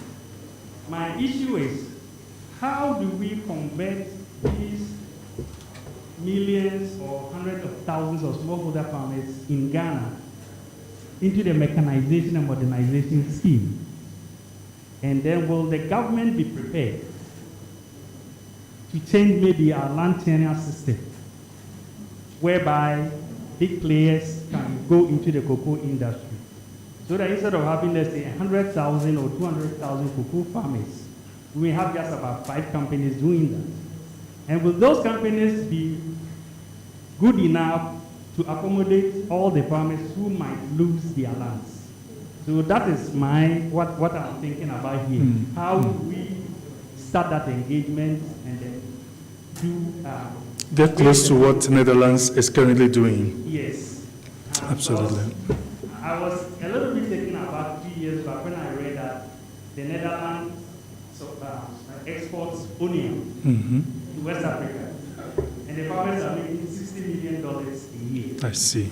So I'm looking at maybe just about 3 onion farmers. It's possible. You get or one. Yeah. Do you understand? Yeah. How do we do it in such a way that I think that we can ease off the poverty? Yeah. That's my Thank you. I think it's clear. And in fact, interestingly, this issue was discussed 2 days ago. So Nico, I know, would respond. I see another hand there. Yes, please. Just to add to what and also considering... Please just introduce yourself to us. Apologies. Felix just representing the CSO. Okay. So just to add up to what he has rightly said, considering also the sociocultural background of our people, where we see children or child labor not in terms of punishment, but as a way of the parents seeing it to be like, let me take care of my child, let me teach my child in a way, and the way we see if you are not with the parent in the farm or helping, that is it, be lazy, that might happen, if you have to change the cultural mindset of our people. Okay. So the friends on Zoom said they are unable to hear the sound from the roving mic. So the last question is basically about framing, the way we frame our farmers. And the question before that was also about how West Africa in general, but specifically Ghana, also learn from Netherlands, given that in that country they have few farmers that are serving the 70 million population. Nico also mentioned that they have diversified and they are into all manner of commodities. What is it that we can learn from these farmers so that land that has been disaggregated, something happens to that for farmers to have the requisite land to support mechanization and all those other things? Let me quickly acknowledge 2 persons. They are farmers. The only 2 farmers, I believe, that are on it. Mr. Isifu is a farmer here and then from Ghana, and then Madame Letitia Yankee is also a farmer. And I want to, with your indulgence, please take this question from Madame Letitia, who is also a farmer. It says that certification process are slammed on producers without negation. I see this as slavery. How can we, the farmers, negotiate and our views be accepted? The question again, certification process is slammed on producers without negotiation. I see this as slavery. So if you are looking for the proper definition of slavery, from her point of view, this is slavery. And the question is, how can the farmers negotiate and have their views accepted? Thank you, Madam Letitia Yankee, for this question. So, Nico, you have 4 questions to address. Yeah, very interesting questions. So we have an interesting dialogue, I think. I wanted to comment on the CEOs who are going in enterprises, and I think there are different models. What SOLIDARIDAD have done in this area, I think this is quite exceptional and innovative, if I may say that. In my period, when I was the CEO, I have established 5 companies from SOLIDARIDAD. These were companies, for example, Agrofair. That was a company established to be an importer to start a competition with the big three, Chiquita, Dole, and Del Monte, exploiting and creating very disbalanced supply chains. For Agrofair, I was here many years ago, I think more than 20 years ago, to get the Volta River estate certified under the fair trade system, and they could deliver okay bananas to the Dutch market. What we did with our participation, so we took shares when we started the company. We had made a commitment that after 5 years we would hand over the shares of Solidaridad to a cooperative of producers of Agrofair. So the producers became owners of the importing company, and that means that we created a new revenue. The first revenue was the better price, the fair price for the produce, for the bananas, but also sharing in the profits of the company. And we have done that 5 times. And out of 5, 3 were very successful. 1 is in the risky side, and 1 has collapsed. That was in the fashion industry, which is a very complex industry. So my understanding was always, if you are working with public money, not private money, we don't go to banks, we don't have shares. If you have public money from private donations and businesses and governments, I thought it was never ethical to build up shares and benefit from shares, only on a temporary basis to empower producers and give them a say. So this was, I think, a very innovative concept, how you as a CSO, an NGO, can work in the market, but not for your own benefit, but to empower producers. And that is, your question is, of course, very interesting. One of the critical issues in our world is, of course, the disbalanced supply chains. With this, only the 6% of the price the consumer is paying is channeled back to the primary producer. And that's not only for cocoa, that's for all products. It is between 4 and 6, 7, 8%. So it's a marginal return to the primary producer. And this is one of the reasons why the cake is so small. That is for sure. Now, we have tried to do that, for example, to the ownership relations, to change the ownership relations, to get a dividend on the profit. I think it is very difficult to change it. I don't believe anymore in the easy talking that we can easily, because we are fighting against huge interests, and not easy, but don't give it up. What I see as more realistic on the short term, there are 4 or 5 mechanisms to improve the income of a farmer. One is a better price, a better share in so from 6 to 8 or 9% of the revenues. That is that is anti-capitalistic system. The capitalistic system wants to have another outcome, so it's a hard battle. But there are 4 other mechanisms to improve income for farmers and to improve and to make the cake bigger. Of course, it has to do with productivity of your products. It has to do with what is very interesting to understand, that the income of the farmer is, the basic element is price versus volume. So many people think if you increase the price, you have a better income and you will be prosperous. But at the end, it are 2 factors who are decisive. The volume, and volume has to do with your productivity, but also the size of your operation. If the size of your operation is less than 2 hectares, you have to. I've made calculations. If you want to give a farmer a living income with low productivity, so we know we can double or triple productivity levels. Low productivity, a size of the operation of 2 hectares, you have triple or 4-fold of the actual market prices to give the farmer a living income. it is not realistic to think that you can only change it by higher prices in the market. It is a relevant factor, and it is a factor which has to be paid attention. But at the end, it has to do with the size of your operation, the efficiency of your operation, the price you get in the market, the share in the supply chain. All kind of factors are there.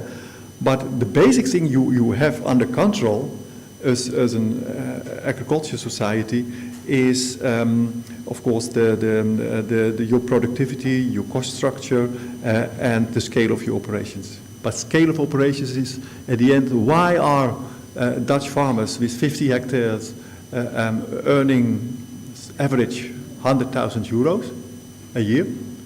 Is because of the size of their operation. 50 times the yield is much better than 20 times the yield. What is necessary for your right understanding, in my understanding, the agricultural sector in the Netherlands is in crisis. We have, so the simple message, mechanization, digitalization, all the things which are coming up, is the big driver of change. It is true, but the new challenge for agricultural sector in Europe is to reduce its ecological footprint, and that has to do with climate change issues. So, to give you a very short impression what is happening, the Dutch government, after consultation of all the stakeholders, so perhaps that's a little bit the difference with many countries in the world, that there is not a participatory process of all the involved parties. Government has started 5 years ago a participatory process of designing our agricultural sector in a new way. And they have decided to reorganize our country basically in 3 zones. One zones, different areas, they are ecological zones. We say we want to protect nature. That's not only forest. In our country, it's also peatland. It's also water areas. And dune areas, sandy areas. So 1/3 of the country, nature has the preference to create biodiversity, everything. 1/3 is agroecology. So is developing new systems for agriculture which are delivering a lower carbon emission. All those issues which are related to environment. And we have huge environmental problems because we are so intensively producing. We have to reduce our cattle with at least 50%. 50%. We have to reduce our pigs and chicken with more than 80% because we are producing, the Netherlands is the 2nd food producer of the world after the United States, and we are so small stamp in Europe. So we are overproducing, and we are estimating the resonance and the resilience of our environment. So the second is an ambition to make mainstream, you could say monocultural agriculture more sustainable. And the third system is more what in your situation could be agroecology. That means that you balance in a more extreme way the values, the natural values, while you are producing.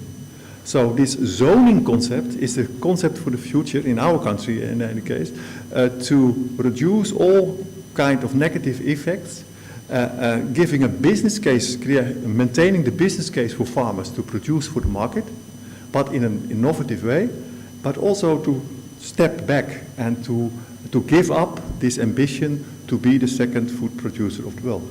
So there's a lot of dynamics in this area. Yeah.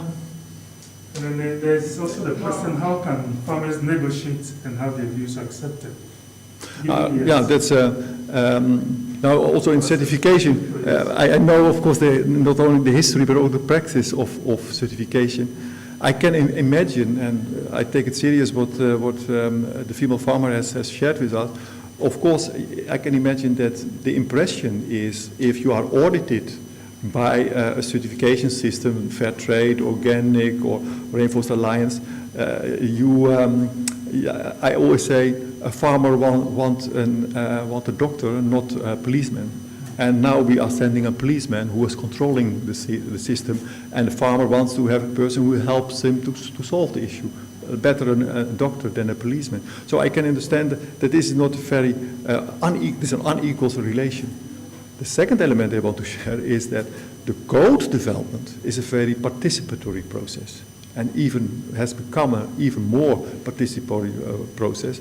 So all partners are partners in the certification process, in the supply chain, including a very strong voice for farmers, are involved in not only setting the code, the criteria for the code, but also the way, the implementation, the controlling. So I think you can say that there is a participatory process to set the code and to make it work, but the impression of the user will be that there is a policeman and no doctor.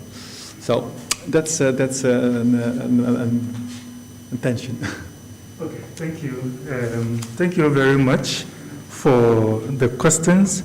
And certainly related to Letitia's question, I think the Reclaim Sustainability Program has come to take care of such issues, where organized groups like farmers can also come onto the table, joined by civil society organizations, and have their voices heard. So, Letitia, SOLIDARIDAD looks forward to your involvement in all the discourses around the Reclaim Sustainability Program, which will be launched tomorrow here.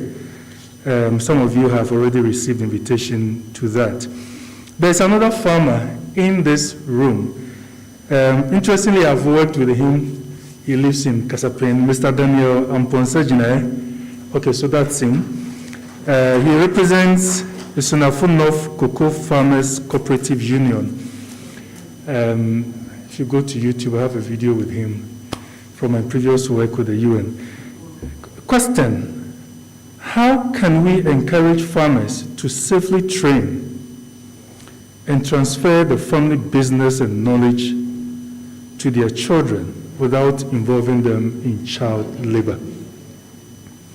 Clear? Another question so this question came from Amajan, our own colleague. There's another one coming in from Mr. Nathaniel Amobuatin, who is the head of MAE. He says, given the numerous studies in the sector and child labor, what are the outstanding gray areas and which components of child labor require further research to have key data for advocacy? Data emphasized, coming from MAE. Mr. Kojo Hayford works for the Cocoa Post. In fact, he is the managing director of Cocoa Post. He's here with us. Mr. Hayford, let's see your hands. If you can give us a wave. Arguably, the biggest online portal that deals with cocoa issues exclusively. I think he's doing so well, and we commend you for the hard work. Thank you. Colleagues, help me acknowledge any other who needs acknowledgement. Just send me the WhatsApp to do that. Rosemary would have a question asked with Dr. Sarr. Who else would want to ask a final question? Okay, and colleague would also do so. We have until 12:15 to wrap up this session. Lunch is served at 12:30. From the update we have, originally it was 12. So Isaac will be here 12:15 until 12:20 to close us, and then we'd have a group photograph at 12:20 outside. So that's how things are arranged. We will not go over time. So when it's 12:15, Nico, you will see that I'll be coming very close to you, suggesting that we should be ending it. So let's take the final set of questions, and then Nico will address all of them together. If they can be brief, that would be great. Thank you very much. So I'm Sandra Kwabia-Sapa, and I work with Send Ghana, but also the coordinator for the Ghana Civil Society Cocoa Platform. Very interesting, and thank you, Nico. I want to ask just briefly on, so if we're talking about, I think I gather a lot on mechanization, and if we talk about mechanization, certainly I tend to understand that that could also, help with, production. That is when we can have a lot more of our output in terms of whether it's on cocoa or whichever commodity. And especially in the cocoa sector, and recently the important LID, which I think is one of the area that is actually informing us that in the recent debate, you hear that if we have LID, which could be a one avenue to also, boost a lot of, production. And so could there be an issue of oversupply? And so supply management becomes very critical. And so I may want to get Nicole to talk a little bit about, in as much as we're thinking around, the upcoming regulations or the European laws, where do we stand as it is to get a lot of these issues really addressed inside within these regulations, but more importantly to highlight on some of the learnings as far as you are coming from the Netherlands and being a CEO for SOLIDARIDAD for quite a number of years. What will be the take, your take on what you think could be the best practices to manage supply? I'm talking about supply management from your point of view. Okay, thank you very much. And then let's take it to Rosemary. You want to lead it? No. Okay. Okay. But Nico also made reference to the oil palm. That's where I found your question interesting. But it's okay. We can always have that conversation. Mr. Hindolo Sandy is operations manager for the National Produce Marketing Company of Sierra Leone. He's still connected on Zoom with us. Thank you very much, sir, for connecting. So let's give Dr. Sal the final comment or question, and then Nico will address all together. Thank you very much. He has answered part of one of the questions I had. It had to do with decent work and the living wage, living income. But your answer related to the living wage income raised another question, and that is you emphasize the importance of scaling up. The tiny 2-hectare thing would not get us far. Basically, that's what you're saying. And you're taking the example of the Netherlands. We have a problem here. In the name of efficiency and precisely increasing productivity, African governments have been alienating huge expanses of land to commercial people from within the continent and elsewhere who are supposed to have the possibility of producing massively, right? Whether for biofuels or for other things. So you have a problem of land grabbing, and I think the issue of land tenure was mentioned. But how do you handle that need to scale up in a non-conventional way? I think the Netherlands route will be difficult to apply here. Somebody from the cooperative sector is here. I think that's an interesting path. Getting the farmers together probably to pull their different, and then maybe mechanization will be easier if you bring several plots together in a cooperative form or something. But I'm just thinking that there's probably a need to be creative in the way we go about that scaling up in the African context. Particularly as,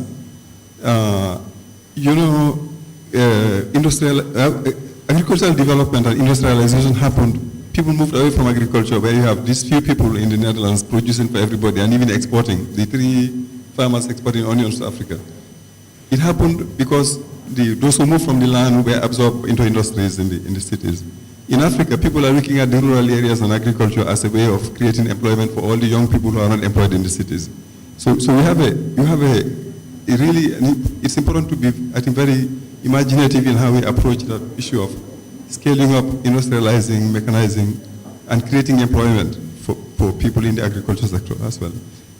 One final point I want to make, which I thought also was important in your intervention, is what you said about diversification. That you don't have a farm doing only one thing, cocoa farming, for example. That I thought was particularly important, and maybe it's something that we need to explore and think about more in our own context to make sure that there is that diversification in different in the agricultural practices that we are engaged in.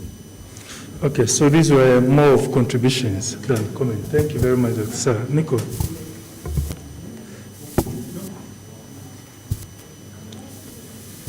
Yeah, again, interesting issues.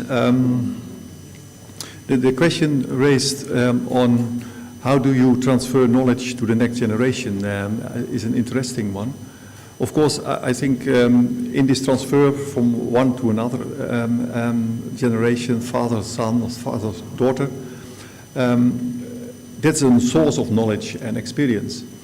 But at the same hand, at the same moment, I think the challenge for agriculture is also innovation and to the application of new technologies, of new scientific knowledge. So you have to find a balance between the historical experience of earlier generations, handing them over, but also raise the awareness of the new generation on what is possible with all kind of new techniques and cultivation. So I don't want always to refer to the Netherlands as a good example, but what you see it everywhere, that at 3 levels education is offered to farmers' communities. So a lower level, medium level, and the university. Wageningen University is at the top, and that's a real research center. And the function of Wageningen is very crucial because they are working closely with farmers to innovate the practices, to offer new techniques, new varieties. So they are not working for the big business on commercial contracts, but they are working, making science available and applicable for and accessible for smallholders, for medium-sized farmers. So I think the combination of historical transfer of knowledge through the generations, but also creating 3 levels of agricultural education after the primary school is a crucial instrument to raise the knowledge and expertise of the new generation. Another issue,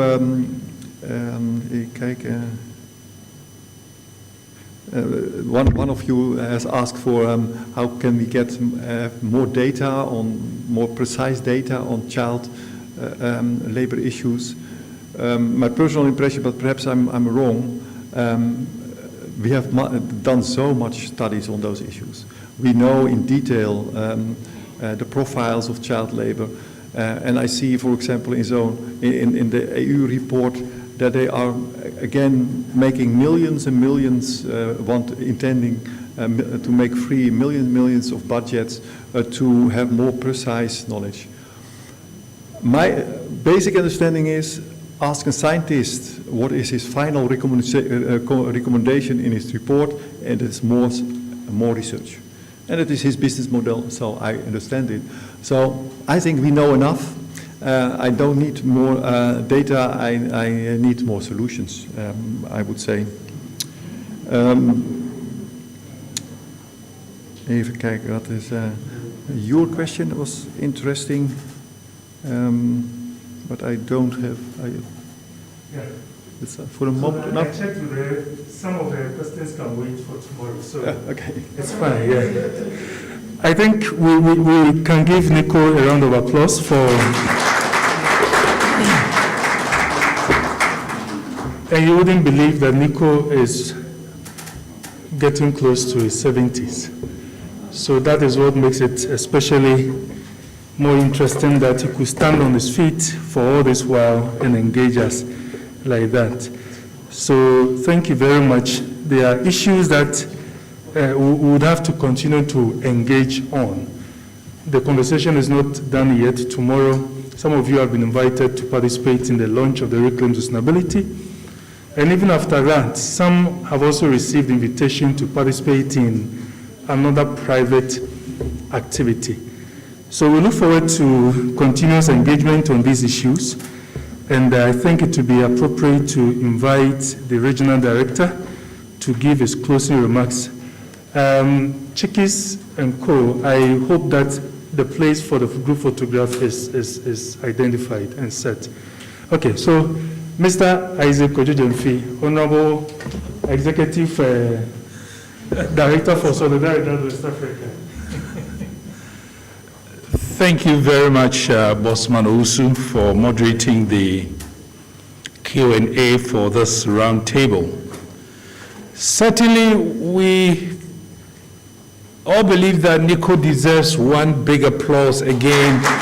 Even if you are online, you can clap your hands online to appreciate Nico for his deep thinking and analysis on the roundtable subject of developments in Europe and its impact on market access for our cocoa sector, Ghana and Cote d'Ivoire. Nico, we are very thankful to you for sharing those perspectives, bringing some of the market dynamics that one may take for granted, which, however, has a huge potential in damaging the reputation of West Africa cocoa. Nico said something. He says, don't give up in fighting huge interest. Obed, I've written it down, I've put it in parentheses. Maybe Madam Saukwa on our social, coalition platform, we're going to discuss this. Don't give up in fighting huge interest. That's our collective responsibility. If we don't do that, probably the little interest some have would also be taken away from them. If you want to apply scripture blindly, those that have more will be given to them. So we have to keep fighting so that the small we have, we can keep it. Before I thank all the audience and the institutions represented, we have recognized EcoCare already. The convening partner is here, Obed. Mondelez International is also present, the program manager for the Cocoa Life. We've already talked about Trust Africa already. Forestry Commission, the Climate Change Department joined this conversation. Send Ghana, ably represented. We are happy in Solidaridad. We have a partnership with them, and we are deepening that partnership. The National Education for Coalition campaign was also on Zoom. Terra Foundation, and then the Information Services Department of the Government of Ghana. So we can already look forward to a lot of coverage of this roundtable. Then we have all the media houses that are also present and will do the newspaper reporting on the roundtable we've just had with Nico Rosin. And we thank everyone. We cannot mention everybody by name, but we're particularly grateful to all the chief executives of the various institutions that joined us for this roundtable, including Dr. Jomo, the chief executive of Ghana Cocoa Board, in charge of quality control and agronomy. We are also grateful to Giga Solutions for setting up all the transmission arrangements for the Zoom to happen. Mr. Jeremiah Osekere, and then his team. Also, we have in front of me Chiki's Studios. Chiki's has been working with us for a time now, and we appreciate their support to our communication work. I just wanted to say something about sensational marketing. My good colleague and friend Vincent placed nuanced the misinformation that is going with a certain marketing of a particular brand we've talked about. He called it sensational marketing. Of course, he doesn't mean to belittle the importance of bringing the correct message as to the labor conditions that characterizes the cocoa sector of West Africa. So be it sensational or misinformation, stereotyping, whatever, because that perception is growing and is feeding into a certain wrong decisions, I think we all accepted here in this conversation that the producer countries must sit up and respond to this. Don't just take it as, oh, it's a small market player, leave them, they will stop one day. Why? Because the upcoming generation, if they keep hearing that, something which was perceived to be just sensational becomes systemic. And perceptions of that nature over time become the gospel to be believed. And therefore, you want to give a balanced reportage when these things are done in the market. And that's one consensus we are all going with, that West Africa needs to be more aggressive in trying to respond to these. We're not saying we're going to kill a market for Tony Chocolonely. That's not our intent. The messaging around the product, we are saying, can be better done and be more engaging and proactive in supporting to build a sector than the approach that only rakes in millions of dollars for an entity and bastardizes a whole sector which over 4 million or 3 million people's livelihood depends on. I had a little conversation, the questions from Amma and a few others. Nico clarified child labor in his conversation. I hope you all took note. Child work is not child labor. The ILO Convention 182 defines child labor. Basically, any labor conditions that compromises the future of the child, his development, be it educational development, health, and whatever, is classified as child labor. But if you send your child to the farm within certain reasonable time limits, supports you on a farm activity, it is called child work. So let's not put the two together. Yes, you can send your child to the farm, you can use your child as part of the child's socialization and development, but there are also clauses that govern that. For instance, in Ghana, we have the Children's Act, we have the Minimum Age Act, Act 138. So there are various enactments that defines these things once you work within those frameworks. The challenge we have, which Nico emphasized, and I want us to go away with those clear things in our minds, is that the NOC report says 97% of child labor takes place within farm families. So the unacceptable practices are within farm families. And his argument was simple. If 97% of the child labor that has been reported are within farm families, then ask the right questions. That's what Nico is saying. Ask the right questions. What are the right questions?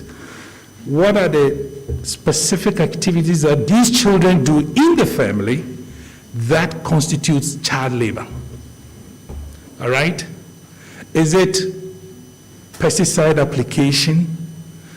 Then, of course, pesticide application for any child, even for adults, is a problem, let alone a child.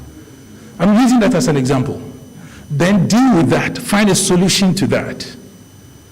All right?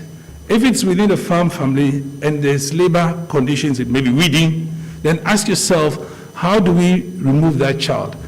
A little weeding is not wrong, but what gadget does the child use in weeding is a sharp object. It's a subject for the hazardous framework. Government of Ghana has defined what we call the hazardous child labor framework. Vincent and I were on that committee years back with Dr. Philip Amu. You may have heard his name. All right, so those are the issues.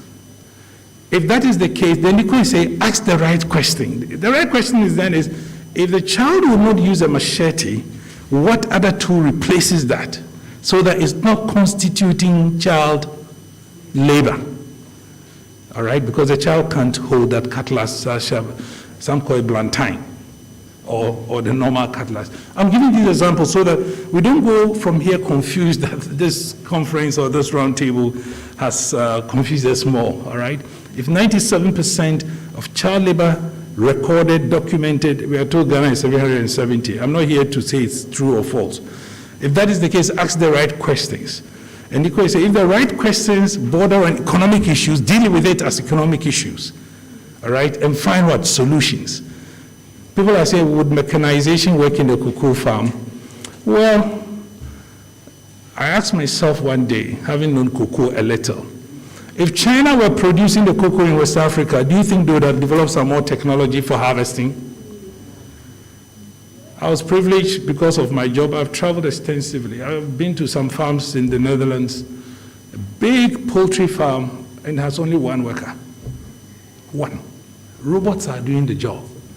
I was surprised to see in the dairy farm, robots feeding the cattle. And when they are feed, the straw goes back, a robot comes and pushes all back. Because as they chew the straw, you see that it's pushing it back, and their head goes through the metal fence, it cannot reach the food again. So every 30 minutes, there's a robot that goes and pushes it back and comes to stand at the other end. The point I'm saying is that maybe we haven't given a lot of attention to this and think the cutlass is the only thing that can do the job. Maybe we could develop another sharp tool, which is inside. When you press it, before it comes out, and then it can cut the branches. It shouldn't be cutlass for, you know. All right, so we don't even need ladder. We have had a lot of people falling from cocoa trees because they have to, in Liberia and Cameroon, some of the cocoa trees are as big as mango trees in Ghana because they were in pruning. We are working in Liberia, so I know what I'm talking about. Maybe we could have used those mechanical pruners that goes up, and you don't need a ladder. So we have not challenged ourselves enough. I'm convinced about that. So let's look at the right questions and then find the solutions. That's the point that Nico came. He didn't come here to say child labor is there or it's not there. He says there's enough data, so let's look rather for solutions. Thank you very much, all our friends on the call. We know there'll be another day to hear you, your perspectives. We hope that the outcome of this conversation will feed into our Reclaim Sustainability conversations with government, with civil society, with the private sector, all with a view to making cocoa farming in West Africa more lucrative and sustainable. On that note, I say a big thank you to all of you who were present for this roundtable, and also to you, Nico. Carry our greetings back to our friends in the Netherlands. We are dismissed. We are taking a group photograph near the pool, so that we don't expect we can go there now and then go for lunch. And the swimming pool, right now, please.